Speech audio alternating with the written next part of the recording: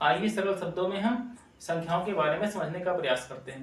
देखिए, जो संख्याएं हमारी होती हैं वो मेनली हम 3 प्रकार की संख्याओं को हम पढ़ते हैं। नंबर 1 हमारा होता है प्राकृतिक संख्या, दूसरा है पूर्ण संख्या, तीसरा है पूर्णांक। देखिए, प्राकृतिक संख्याएं वह संख्याएं होती हैं जिनका उपयोग हम वस्तुओं को गिनने में करते हैं। स्वाभाविक सी बात है कि हम वस्तुओं को गिनने के लिए हम 1, 2, 3, 4, 5, 6 ऐसे अनंत तक की संख्याओं का हम उपयोग करते हैं। मतलब वस्तुओं को गिनने के लिए जिन संख्याओं का हम उपयोग करते हैं उसको हम प्राकृतिक संख्या कहते हैं।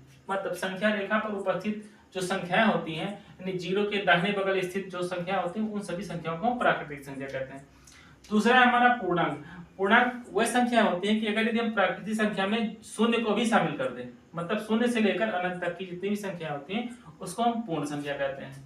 तीसरा है हमारा पूर्णांक। पूर्णांक में क्या होता है कि संख्या रेखा पर उपस्थित जितनी भी संख्याएं होती है वो सभी संख्याएं पूर्णांक होते हैं, या उनको हम इंग्लिश में इंटीगर्स भी कहते हैं।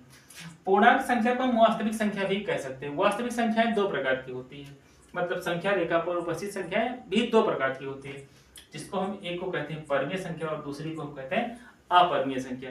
आपको पता ही होगा कि परमीय संख्या वह संख्या होती है जिसको हम p/q के रूप में लिख सकते हैं।